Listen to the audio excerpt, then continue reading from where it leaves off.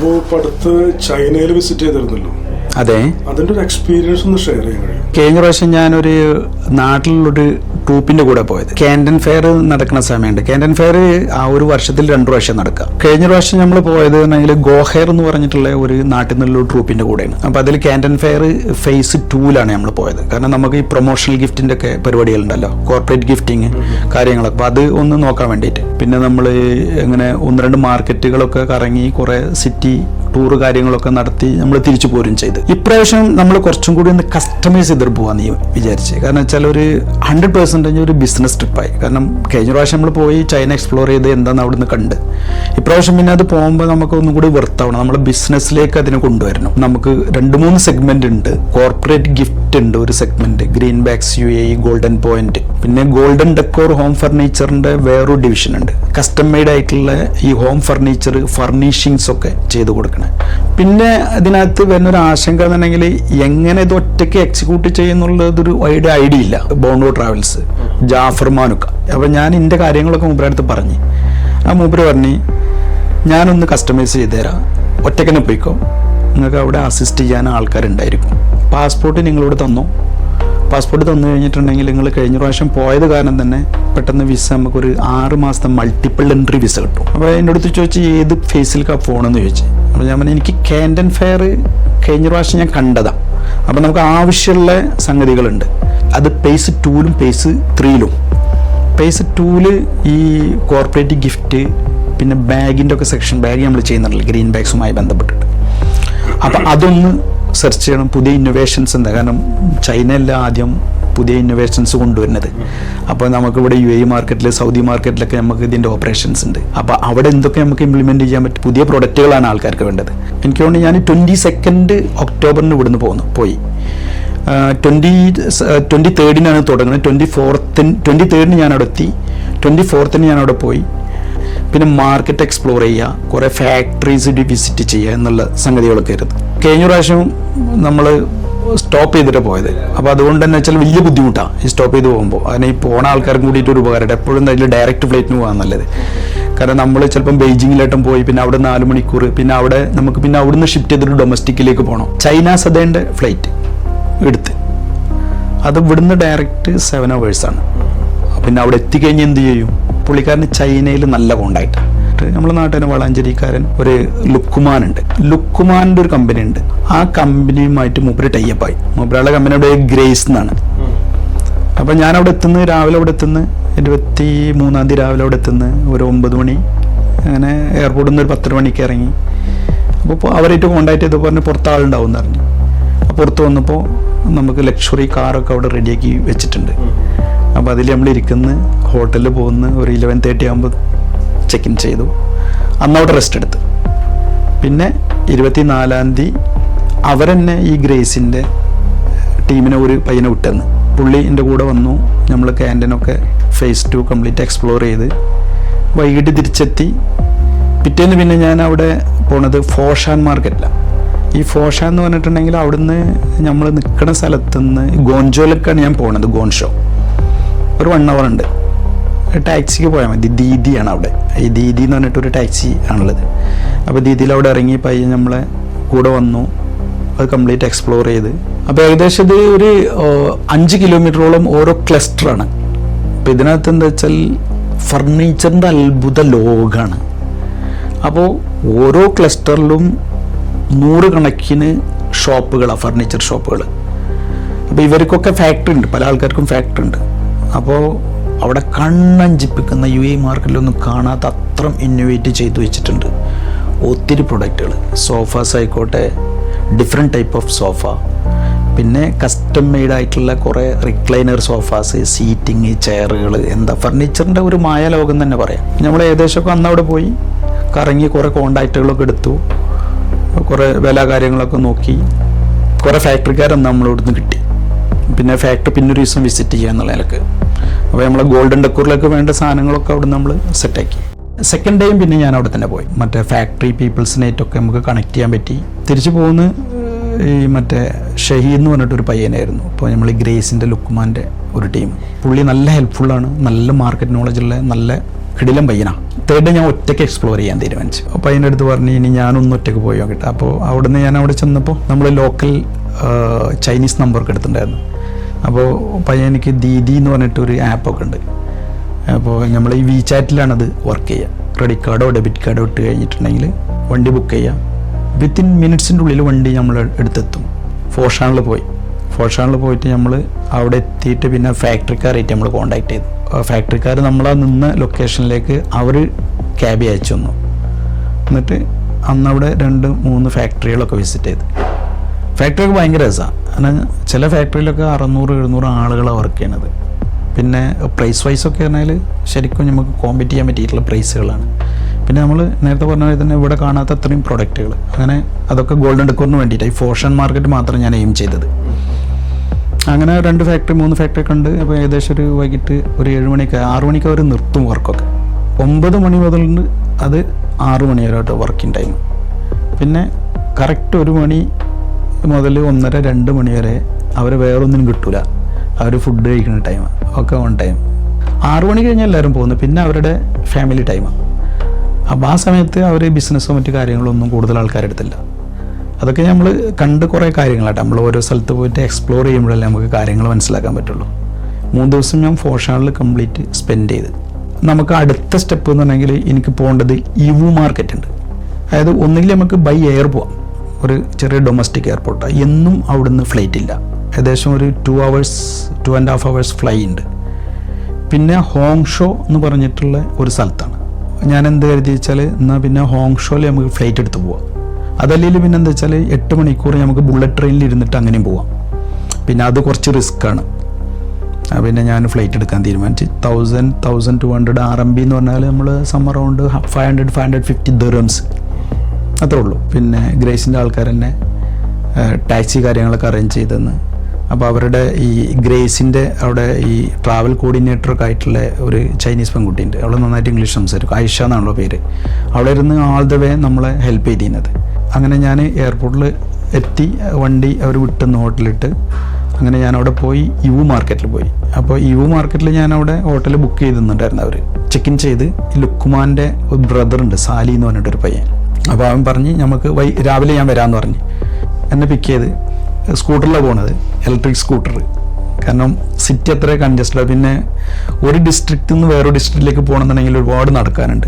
എത്ര കിലോമീറ്റർ എന്ന് വെച്ചിട്ടുണ്ടെങ്കിൽ നമ്മളിപ്പോൾ ഏകദേശം ഈ ഒരു ഗിസൈസിൻ്റെ വലിപ്പം ഉണ്ടായിരിക്കും. 6 ഡിസ്ട്രിക്റ്റാണ്. നമുക്ക് അവിടെ ഒന്നും പോകാൻ പറ്റിയിട്ടില്ല കേട്ടോ. യുവു മാർക്കറ്റിൽ പോകാൻ മെയിൻ കാരണം 1 പീസ് 2 പീസ് ഒക്കെ നമുക്ക് വാങ്ങിക്കാം. അതായത് നമ്മുടെ ഗിഫ്റ്റ് ഐറ്റംസ് മെയിൻലി ഓരോ മെറ്റീരിയലിനും പാർട്സിനും ബാഗിൻ്റെ പാർട്സ് കാര്യങ്ങൾക്കൊക്കെ അവിടെ സോഴ്സ് ഉണ്ട്. നമ്മളൊരു 100-150 ഷോപ്പുകൾ കണ്ടിട്ടുണ്ടായിരിക്കും. രാവിലെ പോയിട്ട് വൈകിട്ട് 5 മണി അത് ക്ലോസ് ആവുന്നവരെ അവിടെ തന്നെ അതിനുള്ളിൽ തന്നെ ഇരുന്ന് തിരിച്ച് ഇവൻ സ്കൂട്ടറിൽ വിട്ടെന്ന് പിറ്റേ ദിവസവും യുവു മാർക്കറ്റ് എക്സ്പ്ലോർ ചെയ്ത്. അപ്പോൾ കുറേ നോളജുകൾ നമുക്ക് അതിൽ നിന്ന് പഠിക്കാനും മാനുഫാക്ചറിങ് അവരായിട്ട് കമ്മ്യൂണിക്കേറ്റ് ചെയ്ത് കുറേ കോണ്ടാക്റ്റുകളൊക്കെ എടുത്തു. അപ്പോൾ 2 ദിവസം നമ്മൾ യുവു മാർക്കറ്റിൽ സ്പെൻഡ് ചെയ്ത് 2 ദിവസം അങ്ങോട്ടും ഇങ്ങോട്ടും ട്രാവലിങ്. തിരിച്ച് ഞാൻ പിന്നെ ഗോൺഷോൾക്ക് തന്നെ ഫ്ലൈറ്റ് കയറി. നെക്സ്റ്റ് ഡേ ഫേസ് 3 സ്റ്റാർട്ട് ചെയ്യാം. നവംബർ 2 ഫസ്റ്റ് ഡേ ആണ് ഇത് സ്റ്റാർട്ട് ചെയ്യുന്നത്. അപ്പോൾ നവംബർ 4 എനിക്ക് തിരിച്ചു വരും വേണം. അപ്പോൾ അവിടെ ഒരു ABCD എന്ന് പറഞ്ഞിട്ട് 4 സെക്ഷനാണ്. അപ്പോൾ ഓരോ സെക്ഷനിലും താഴെ മേലായിട്ട് ഏകദേശം ക്യാൻഡലിൽ 3 ഫേസിലായിട്ട് സം അറൗണ്ട് 75,000 to 80,000 എക്സിബിറ്റേഴ്സ് ഉണ്ട്. അപ്പോൾ നമ്മളവിടെ D സെക്ഷനിൽ ഈ ഹോം ടെക്സ്റ്റൈൽസിലാണ് പോയത്. നമ്മൾ ഈ ഗോൾഡൻ ഡെക്കോറിൻ്റെ കുറച്ച് ഫാബ്രിക്കൊക്കെ സോഴ്സ് ചെയ്യാൻ നമ്മൾ കേർട്ടൻസിൻ്റെ ഒക്കെ ഒരു 4-5 സപ്ലൈസിനെ കറക്റ്റായിട്ട് കിട്ടി. അപ്പോൾ ദുബായിലേക്ക് സപ്ലൈ ചെയ്യുന്ന പല ആൾക്കാരുണ്ട് അവിടെ. തിരിച്ച് പിന്നെ നമ്മൾ C സെക്ഷനിലായിട്ട് വന്ന് അവിടെ കുറച്ച് പ്രൊമോഷണൽ ഗിഫ്റ്റ് ഐറ്റംസ് ഉണ്ടായിരുന്നു. അതും പിന്നെ ബാഗിൻ്റെ സെഷനും നോക്കി. തിരിച്ച് ഞാൻ അവിടുന്ന് അന്ന് വരുമ്പോൾ ഞാൻ മെട്രോയിലാണ് വന്നത്. നമ്മൾ ദുബായ് മെട്രോ മാത്രമല്ലേ കണ്ടിട്ടുള്ളൂ. അപ്പോൾ അതും ഭയങ്കര രസമാണ്. ചൈനയിലത്തെ മെട്രോ കംപ്ലീറ്റ് അണ്ടർഗ്രൗണ്ടിലൂടെ പോണത്. മേലെ നോക്കി അങ്ങനത്തെ ഒരു സംഗതി കാണുകയും ചെയ്യില്ല. അപ്പോൾ തിരിച്ചെത്തി. പിന്നെ നമ്മൾ ഏകദേശം ആ ട്രിപ്പ് കംപ്ലീറ്റ് ആയി. റെഗുലറായിട്ട് നമ്മളെ കുറേ സപ്ലൈസ് പിന്നെ വീണ്ടും നമ്മളായിട്ട് കോൺടാക്ട് ചെയ്യുന്നുണ്ട്. ഞാൻ ഈ സോഷ്യൽ മീഡിയ വഴിക്ക് കുറേ ആൾക്കാരായിട്ട് ഇവിടുന്ന് കണക്ട് ആയിട്ടുണ്ടായിരുന്നു. അവർ പിന്നെ നമ്മളെ ഹോട്ടലിലായിട്ട് ക്യാബ് അയച്ചു തരാം, നിങ്ങൾ വരൂ വിസിറ്റ് ചെയ്യുന്നൊക്കെ പറഞ്ഞിട്ട് ഞാൻ പറഞ്ഞു ഇനി ടൈമില്ല എന്നും പറഞ്ഞ് പിറ്റേന്ന് 4-ാം തീയതി ഞാൻ അവിടുന്ന് 3-ാം തീയതി അവിടുന്ന് കയറി 4-ാം തീയതി തിരിച്ച് ദുബായിലെത്തും ചെയ്ത്. അവിടുത്തെ ഭക്ഷണ രീതികളും ഒക്കെ ബുദ്ധിമുട്ടും നമ്മൾ അതുപോലെ കമ്മ്യൂണിക്കേഷനും ബുദ്ധിമുട്ടൊക്കെ ഉണ്ടാവും. അവിടുത്തെ ആകെപ്പാട് ഒരു പ്രശ്നം എന്നുള്ളത് കമ്മ്യൂണിക്കേഷനാണ്. കാരണം വെരി റയറായിട്ടുള്ള ആൾക്കാർക്ക് മാത്രമേ ഇംഗ്ലീഷ് സംസാരിക്കാൻ പറ്റുള്ളൂ. അവർ മെയിൻലി ഇൻ ടു ദ ബിസിനസ്സിലുള്ള ആളുകൾ, ഓൺലൈൻ ബിസിനസ് മറ്റു കാര്യങ്ങളൊക്കെ ചെയ്യുന്ന ആൾക്കാർ, പിന്നെ കുറച്ച് പേരൊക്കെ പുറത്ത് പഠിച്ച ആൾക്കാരുണ്ട് കേട്ടോ. ഇനിയിപ്പോൾ ആ ഒരു പ്രശ്നമൊന്നുമില്ല. ഒരു ചൈനക്കാരൻ്റെ അടുത്ത് പോയിട്ട് നമ്മൾ മലയാളത്തിൽ സംസാരിച്ചിട്ടുണ്ടെങ്കിലും അവനക്കത് മനസ്സിലാവും. നമ്മൾ പറയണത് ചൈന ലാംഗ്വേജ് അല്ലെന്ന് നമുക്ക് മനസ്സിലാവും. അപ്പോൾ ഉടനെ എന്താ വെച്ചാൽ ട്രാൻസ്ലേറ്റർ ഓപ്പൺ ചെയ്തിട്ട് നമ്മളെ കയ്യിൽ തരും മൊബൈൽ. ഇംഗ്ലീഷിൽ പറഞ്ഞിട്ടുണ്ടെങ്കിൽ അവരത് ചൈനയിൽ അത് ട്രാൻസ്ലേറ്റ് ചെയ്ത് തരും. എന്നിട്ട് അവർ ചൈനയിൽ നമ്മളോട് റിപ്ലൈ തരും. അത് ഇംഗ്ലീഷിൽ നമ്മളെ കേൾപ്പിക്കും. ലാംഗ്വേജ് ബാരിയർ ഇല്ല. പിന്നെ എന്താ വെച്ചാൽ 100% നമുക്ക് ട്രസ്റ്റ് ചെയ്യാം. ആ സ്ട്രീറ്റിൽ എന്താ പറയുക, ഫ്രൂട്ട്സ് വെക്കണ ഈ വൃദ്ധരോട് വരെ ചോദിച്ചിട്ടുണ്ടെങ്കിലും അവർ കറക്റ്റായി നമുക്ക് നല്ല ഗൈഡൻസ് തരും. ഞാൻ താമസിക്കുന്ന സ്ഥലങ്ങൾ അങ്ങനത്തെ സ്ഥലങ്ങളാണോ എന്നറിയില്ല. ചൈനയിൽ ഒട്ടുമിക്ക എല്ലാ സ്ഥലത്തും എന്നുണ്ടെങ്കിൽ ബോർഡ് ഹലാൽ ഫുഡ് എന്ന് എഴുതി വെച്ചിട്ടുണ്ട്. പിന്നെ മക്ഡി, KFC, 1 കിലോമീറ്ററിൽ ഒരു മക്ഡി, ഒരു KFC ഉണ്ട് ഞാൻ സ്പോട്ട് ചെയ്തത്. അപ്പോൾ അവിടെയുള്ള പിള്ളേരൊക്കെ നന്നായിട്ട് ഇംഗ്ലീഷ് സംസാരിക്കുന്നുണ്ട്. അപ്പോൾ അതുകൊണ്ട് ഫുഡിൻ്റെ കാര്യത്തിനോ ലാംഗ്വേജോ എനിക്കൊരു ബാരിയറായിട്ട് തോന്നിയിട്ടില്ല കേട്ടോ. അപ്പോൾ അവിടുത്തെ ജനങ്ങൾക്ക് എങ്ങനെയുണ്ട് അവരുടെ പെരുമാറ്റ രീതി, കാര്യങ്ങൾ, അവരുടെ കൾച്ചർ ഒക്കെ? ഞാൻ കണ്ട ജനങ്ങൾ തന്നെ, ഞാൻ കഴിഞ്ഞ പ്രാവശ്യം പോയിട്ട് കുറേ ആൾക്കാരെ കണ്ട്, ഇപ്രാവശ്യം പോയിട്ട് അതിലേറെ ആൾക്കാരെ കണ്ട്. ഇപ്രാവശ്യം നമ്മൾ സ്ട്രീറ്റിലായിരുന്നേ. കാരണം ഒരു ദിവസമൊക്കെ 20-22 കിലോമീറ്റർ ഒക്കെ നടക്കൂടോ. ആൾക്കാർ സൂപ്പറാണ്, ഭയങ്കര ട്രസ്റ്റാണ്. പൊതുവെ ചൈനയിലത്തെ ഏറ്റവും വലിയൊരു പ്രശ്നം എന്ന് വെച്ചാൽ ഈ ആൾമോസ്റ്റ് എല്ലാ ചൈനക്കാരും ഭയങ്കരമായിട്ട് സ്മോക്ക് ചെയ്യുന്ന ആൾക്കാരാണ്. ഇത് വെറുതെ ഇട്ടിട്ട് ഇങ്ങനെ കുറ്റി പുറത്ത് കിട്ടെങ്കിലും കൂടിയിട്ട് നമ്മൾ ഒരു സ്ഥലത്തു നിന്ന് ഒരു സിഗരറ്റ് കുറ്റി ഒരാൾ വലിച്ചിട്ട് 2 മിനിറ്റ് പിന്നെ അത് കാണൂല, അപ്പത്തിന് ക്ലീൻ ആക്കിയിട്ടുണ്ടായിരുന്നു. നല്ല ക്ലീൻ ഡീസൻറ്റ് സിറ്റിയാണ്. പിന്നെ പൊതുവെ അവിടെ അധികം രാഷ്ട്രീയവും മറ്റു കാര്യങ്ങളൊന്നും പറയാൻ പാടില്ല എന്ന് പറയുന്നുണ്ട്. ഭയങ്കര പ്രശ്നമാണ്. പിന്നെ അതേമാതിരി റിലീജിയസ് കാര്യങ്ങൾ സംസാരിക്കുക, പൊളിറ്റിക്സ്, അങ്ങനത്തെ കാര്യങ്ങളിലൊക്കെ ഭയങ്കര ഒന്ന് കെയർ ചെയ്യണം അത്രേ. പിന്നെ ദേ ആർ ഓക്കെ. ഇപ്പം ഞാൻ നേരത്തെ പറഞ്ഞാൽ തന്നെ 6 മണി വരെ വർക്കിങ്ങും, അത് കഴിഞ്ഞിട്ടുണ്ടെങ്കിൽ പിന്നെ കുറച്ച് നല്ല ഫാമിലി ഓറിയൻറ്റഡ് ആയിട്ടാണ് എനിക്ക് കണ്ടിട്ടുള്ളത് പലപ്പോഴും. കാരണം ഫാമിലീസൊക്കെ കുട്ടികളായിട്ട് പുറത്തേക്ക് ഇറങ്ങുന്നത്, അവർക്ക് ഭക്ഷണം കൊടുക്കണം, മറ്റു കാര്യങ്ങളൊക്കെ അവർ നല്ലൊരു ശതമാനം ടൈം ഫാമിലിക്കായിട്ട് മാറ്റി വെക്കേണ്ടി തോന്നുന്നുണ്ട്. അവിടെ എത്തിക്കഴിഞ്ഞിട്ടുണ്ടെങ്കിൽ സാധാരണ കമ്മ്യൂണിക്കേഷനൊക്കെ എങ്ങനെയാണ്? അതിൻ്റെ സോഷ്യൽ മീഡിയ കാര്യങ്ങളൊക്കെ അവിടെ പോലെ തന്നെ അവിടെ ഉണ്ടോ? അതോ ഇല്ല, അത് സോഷ്യൽ മീഡിയ അവിടെ വർക്കാവില്ല. എയർപോർട്ടിൽ നിന്ന് തന്നെ ചൈന സിമ്മ് തരും. പിന്നെ നിങ്ങൾ VPN പർച്ചേസ് ചെയ്യണം. പിന്നെ ചില ഫ്രീ VPN ഒക്കെ ഉണ്ട് കേട്ടോ, ഇവിടുന്ന് കിട്ടും. അപ്പോൾ എന്നിട്ട് അതിലൂടെ നമ്മൾ കമ്മ്യൂണിക്കേഷൻ ചെയ്യാൻ പറ്റും. VPN ഇട്ട് കഴിഞ്ഞിട്ടുണ്ടെങ്കിൽ നമുക്കിപ്പോൾ ഈ അമേരിക്കൻ ആപ്പുകളൊക്കെ ഈ പറഞ്ഞ മാതിരി തന്നെ മെറ്റയുടെ ഫേസ്ബുക്ക്, ഇൻസ്റ്റാഗ്രാം, ടിക്ടോക്ക്, പിന്നെ വാട്സപ്പ് ഇതൊക്കെ വർക്ക് ചെയ്യും. അപ്പോൾ അവർ കൂടുതൽ പ്രിഫർ ചെയ്യുന്നത് WeChat-ആണ്. അതിനകത്ത് കൂടെ പേയ്മെൻറ്റ് സിസ്റ്റവും ഫുഡ്, ടാക്സി, ഒട്ടുമിക്ക എല്ലാ സംഗതികളും നടക്കും. ഒന്നുകിൽ നമുക്ക് ഈ ഒരു ഓപ്ഷൻ എടുക്കാം. താമസിക്കുന്ന ഹോട്ടലിൻ്റെ അടുത്തും സിം നോക്കുന്നുണ്ട്. അതർവൈസ് 250 dirhams നിങ്ങൾക്ക് സ്പെൻഡ് ചെയ്യുകയാണെന്നുണ്ടെങ്കിൽ 250 dirhamsന് 7 days റോമിങ് ഉണ്ട്. അപ്പോൾ അതിനകത്ത് നമുക്ക് ഔട്ട് ഗോയിങ് 3000 minutes വിളിക്കാം. 500 minutes നമുക്ക് ഇൻകമിങ് കോള് കിട്ടും. 25 GB ഡാറ്റ. 1 വീക്കാണ് അതിൻ്റെ ടൈം. അപ്പം ഞാൻ അത് ഉപയോഗിച്ചിട്ടുണ്ട്. പിന്നെ ടാക്സി മറ്റു കാര്യങ്ങൾക്കൊക്കെ ആയിട്ട് ചൈനയുടെ സിമ്മും ഉപയോഗിച്ചിട്ടുണ്ട്. ഇപ്പോൾ ചൈന ട്രിപ്പ് പോകണമെന്നുണ്ടെങ്കിൽ ടോട്ടൽ ബഡ്ജറ്റ് നമ്മൾ എത്ര കാണണം? ഞാൻ കഴിഞ്ഞ പ്രാവശ്യം നാട്ടിൽ നിന്ന് പോയതേ ഇൻക്ലൂഡിങ് ടിക്കറ്റ് എനിക്ക് 1,60,000 രൂപയോളം വന്നിട്ടുണ്ട്. ദുബായിൽ നിന്നാണ് പോയത്. സ്റ്റോപ്പ് ഓവർ കണക്ഷൻ ഫ്ലൈറ്റിനാണ് പോയത്. 4 സ്റ്റാർ ഹോട്ടല്, 2 പേർക്ക് അക്കോമഡേഷൻ റൂമിൽ, ഫുഡ്, ഡിന്നറും ഉണ്ടായിരുന്നു, ബ്രേക്ക്ഫാസ്റ്റും ഉണ്ടായിരുന്നു. പിന്നെ സിറ്റി ടൂർ, ബസ് കാര്യങ്ങളൊക്കെ പാടെ കൂടിയിട്ട്. ഇപ്രാവശ്യത്തെ പോക്കിന് കസ്റ്റം ചെയ്ത് പോലെ ചെയ്തിട്ടുള്ളൂ. അതിപ്പോ എത്ര ടോട്ടൽ ബഡ്ജറ്റ് എത്ര വന്നിട്ടുണ്ട്? ഞാൻ എന്താ വെച്ചാൽ ഇപ്രാവശ്യം പോകുമ്പോഴേ എനിക്കറിയാം ലാസ്റ്റ് മൊമെന്റിലേക്ക് ഇത് വെച്ചിട്ടുണ്ടെങ്കിൽ ടിക്കറ്റ് ഭയങ്കര ഹൈ ആവുന്നു. അപ്പം ഞാനൊരു ഏകദേശം ഒരു 1.5 മാസം മുമ്പ് തന്നെ ടിക്കറ്റ് എടുത്ത്. അപ്പോൾ അപ്പ് ആൻഡ് ഡൗൺ നമുക്ക് ഈ ചൈന സദേണ് വന്നിട്ടുള്ള ഒരു 1800 dirhams ആണ് വന്നത്. ഹോട്ടലുകൾ ഡിപ്പെൻഡാണ്. മുന്നേ പ്ലാൻ ചെയ്തിട്ട് പോവുകയാണെങ്കിൽ കുറച്ചും കൂടി ഇപ്പോൾ ടിക്കറ്റിൻ്റെ ഇതാക്കാൻ പറ്റും. നല്ലൊരു ഹോട്ടലൊക്കെ ആണെന്നുണ്ടെങ്കിൽ ഒരു 200 dirhams, 400 RMB, it's okay per night. അതിലും കുറഞ്ഞതുണ്ട്. എനിക്ക് എല്ലാം കൂടിയിട്ട് വന്നിട്ടുള്ള ഒരു 8,000 dirhams. പിന്നെ പ്ലസ് ഒരു ഫുഡിൻ്റെ ഒരു 1000 RMB എന്ന് പറഞ്ഞാൽ ഈക്വൽ ടു ഒരു 8,500 dirhams ആണ് എനിക്ക് വന്നിട്ടുള്ള ചിലവ്.